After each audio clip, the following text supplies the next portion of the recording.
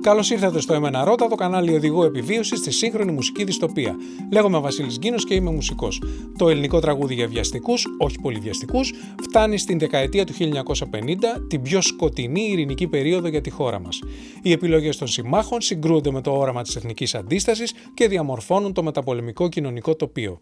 Η σκιά του πρόσφατου πολέμου και των Δεκεμβριανών βαραίνει έναν πληθυσμό εξόριστων ή μεταναστών, δοσύλλογων ή πατριωτών και σε κάθε περίπτωση διχασμένων και τρομοκρατούμενων πολιτών. Και ενώ ραδιόφωνο και γραμμόφωνο εξαπλώνονται, ακολουθώντας τη διεθνή τάση, το 1951 η λογοκρισία επανέρχεται με νέο κατάλογο απαγορευμένων τραγουδιών που περιορίζει τη θεματολογία και το μουσικό τους χαρακτήρα. Και καλά η σούρα και μαστούρα του Ανέστη Δελιά. Απαγορεύεται και η μπέμπα του Μιχάλη Σουγιούλ. Απαγορεύονται όλα τα τραγούδια που καθάπτονται της θρησκείας, της πατρίδος, της ηθικής και των ελληνικών ηθών και εθήμων.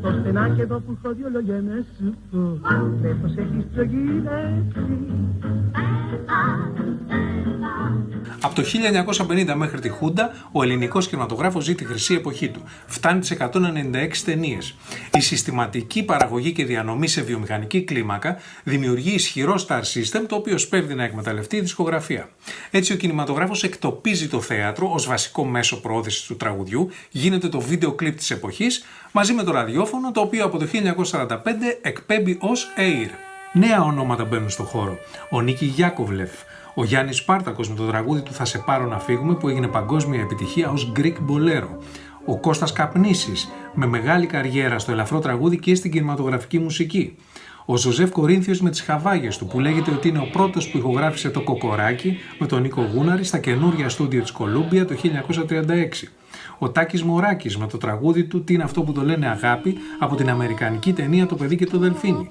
Ο Γιώργος Μουζάκης με τα σύνολα πνευστών του. Αυτοί οι δύο τελευταίοι με έντονες jazz επιρροές. Το τραγούδι είναι στίχος ή κυρίως στίχος, κάτι που κατανοούν οι συνθέτες της εποχής, οι οποίοι συχνά ως τραγουδοποιοί γράφουν οι ίδιοι στίχος στα τραγούδια τους. Σταδιακά όμως διαχωρίζεται ο συνθέτης από το στιχουργό. Κυρίες μου και κύριοι, καλησπέρα σας. Επιτρέψτε μου πρώτα να συστηθώ. Με λένε Αλέκο Σακελάριο και είμαι και εγώ ένας εργάτης του ελληνικού κινηματογράφου. Ο Αλέκος Σακελάριος είναι ίσως η πιο σημαντική προσωπικότητα της εποχής, λογοτέχνης, δημοσιογράφος, στιχουργός, θεατρικός συγγραφέας, σεναριογράφος, σκηνοθέτης. Όχι μόνο έγραψε τραγούδια που τραγουδιώνται μέχρι σήμερα, αλλά και η άνθηση του ελληνικού κινηματογράφου ως ένα βαθμό οφείλεται σε αυτόν. Άλλοι στιχουργοί της εποχής είναι ο Κώστας Κοφινιώτης, ο Γιώργος Κονομίδης, ο Μίμης Τραϊφόρος, ο Χρήστος Γιαννακόπουλος και άλλοι. Οι ίδιες κοινωνικές συνθήκες όμως επηρεάζουν βαθιά τη μορφή, το χαρακτήρα, τη θεματολογία του ρεμπέτικου και αυξάνουν τη δημοφιλία του.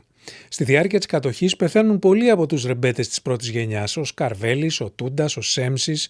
Με την εξάπλωση του jukebox, αυτοί που μένουν θα πρέπει να περιμένουν την αναβίωση του ρεμπέτικου μαζί με τραγουδιστές του είδους όπως ο Κώστας Ρούκουνας, η Ρόζα Εσκενάζη και άλλοι.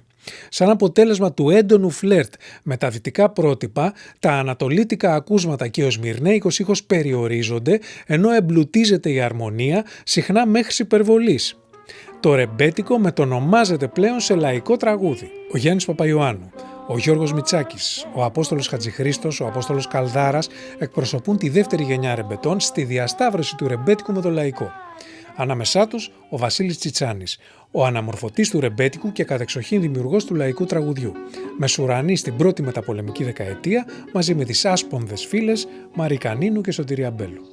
Ο Τσιτσάνης έβγαλε το λαϊκό τραγούδι από τα όρια του περιθωρίου, όπου το είχαν τάξει τα αντικοινωνικά και ανατολίτικα στοιχεία του για να το εντάξει στην καινούργια κοινωνική πραγματικότητα της μεταπολεμικής Ελλάδας. Καθιέρωσε νέο ύφος παίξηματος και τραγουδιού με τον εξευρωπαϊσμό συγκερασμό των κλιμάκων, αρμονίες με δεύτερες και τρίτες φωνές, εμπλουτισμένη ενορχήστρωση και καινοτομίες στην ποιητική δομή, όπου για πρώτη φορά το λαϊκό τραγούδι απομακρύνθηκε από τις παραδοσιακές φόρμες του δίστιχου, επισημοποιώντας το ρόλο του ρεφρέν.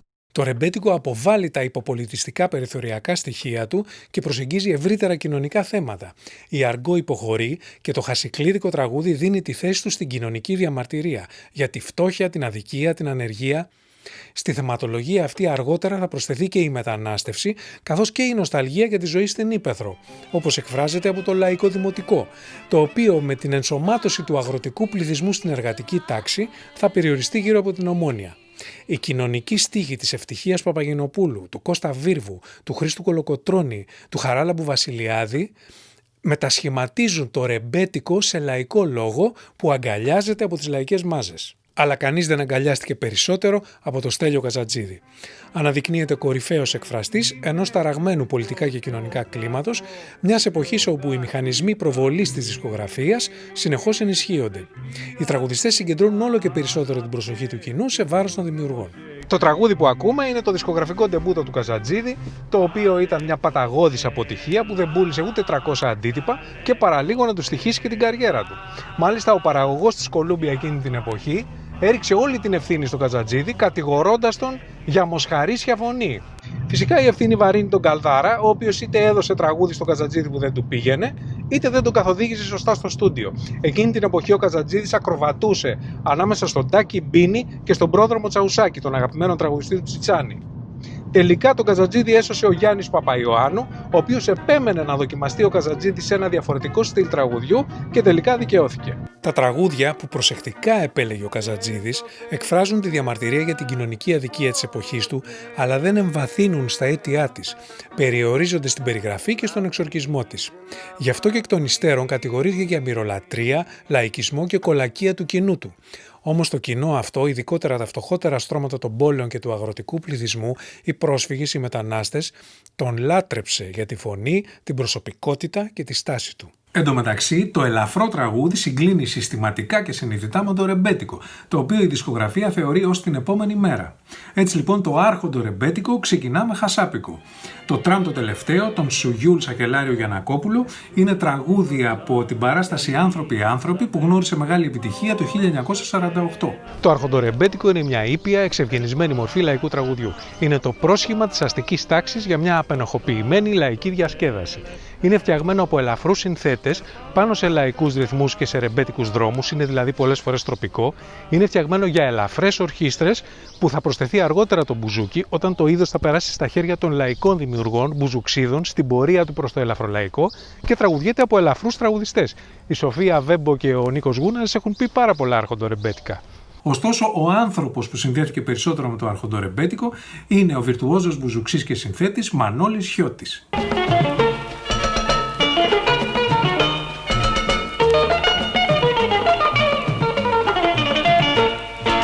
Ο Χιώτης μέχρι τα μέσα του 50 είχε λανσάρει το τετράχορδο μπουζούκι, μια παραλλαγή της μαντούλας που προϋπήρχε και το είχε κάνει ηλεκτρικό. Από το 47 μέχρι το 49 εμφανιζόταν στο Pigalle. Το Pigalle είναι το πρώτο κοσμικό νυχτερινό κέντρο που καθόρισε τη μορφή των χώρων αυτών και τις διασκέδασεις που προσφέρουν μέχρι σήμερα. Είναι η πρώτη φορά που λαϊκοί καλλιτέχνες όπως ο Γιώργος Μητσάκης, ο Σπύρος Περιστέρης, η Στέλλα Χασκίλ συναντιόνται με ελαφρούς όπως είναι η Νινή Ζαχά ή ο Πάνος Βυσβάρδης. Το μαγαζί είχε μοντέρνο και λαϊκό πρόγραμμα, η ορχήστρα ήταν ντυμένη ομοιόμορφα, υπήρχαν μέτρικοι σερβιτόροι με παπηγιόν. Ο Χιώτης, που μαζί με το Μητσάκη ήταν οι πρώτοι που επέβαλαν το άψογο ντύσιμο στο πάλκο, φιλοδοξούσε και πέτυχε να προσελκύσει όλη την υψηλή κοινωνία της εποχής. Ο πιο καλός, ο μαθητής, ήμουν εγώ στην τάξη. Ο Γιώργος Ζαμπέτας είναι η πιο ματζόρε φυσιογνωμία του ελληνικού τραγουδιού.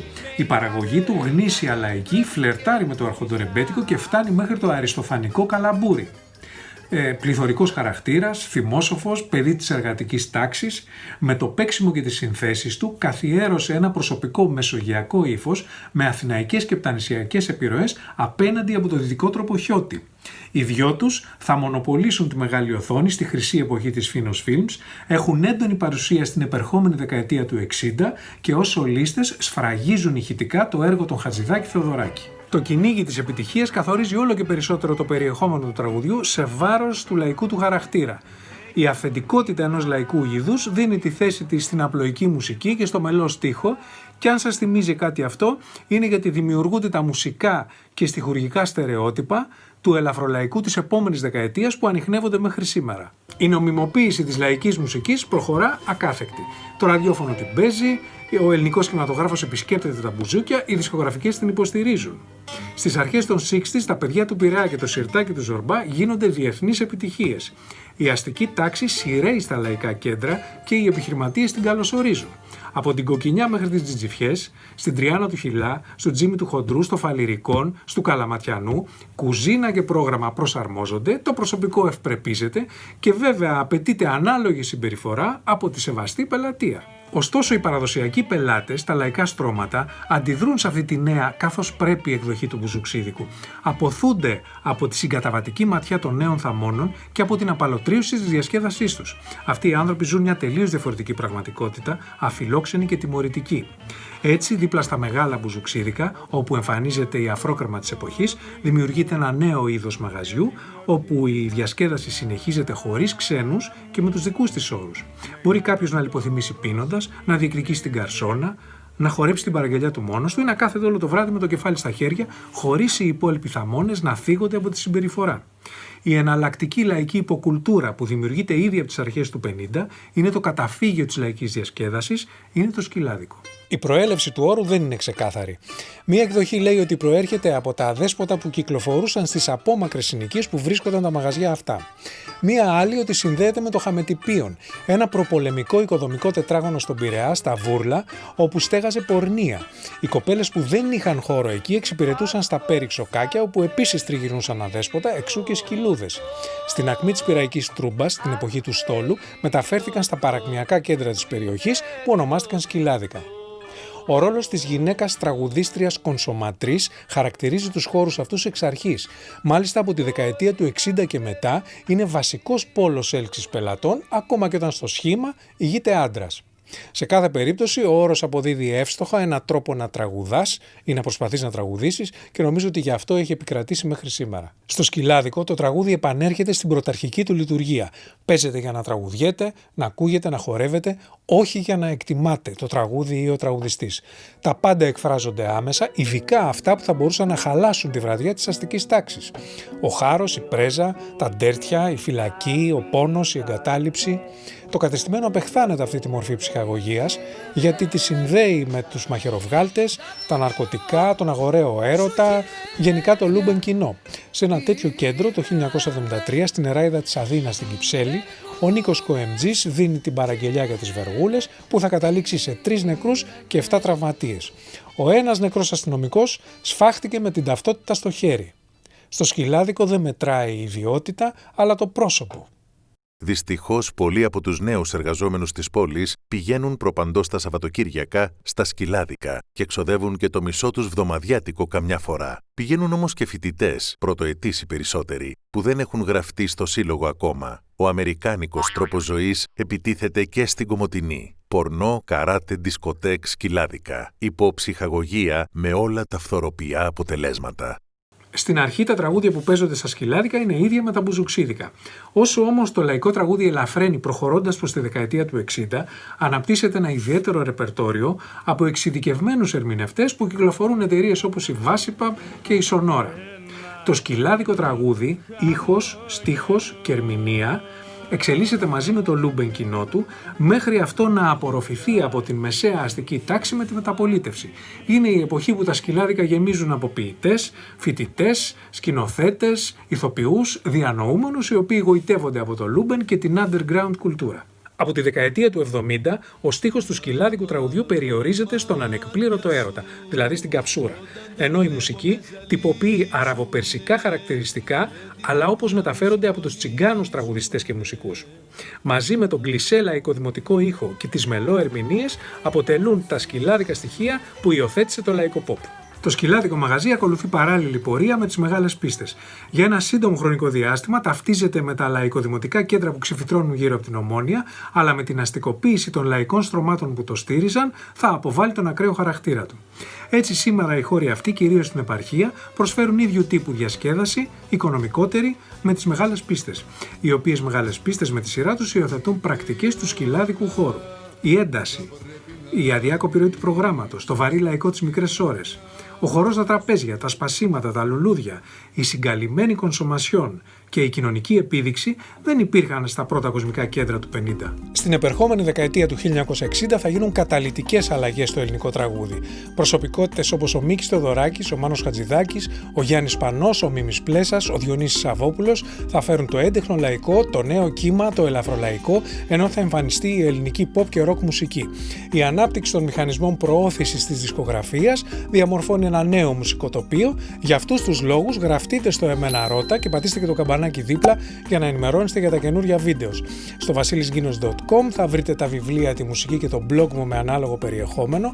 Τα μαθήματα για το μουσικό επάγγελμα και την ηλεκτρονική μουσική ξεκίνησαν πάλι στο Οδείο Τέχνης του Γιώργου Φακανά, οπότε μπορούμε να τα πούμε και από κοντά. Μέχρι τότε μείνετε υγιείς, δημιουργικοί και ενωμένοι. Καλή δύναμη!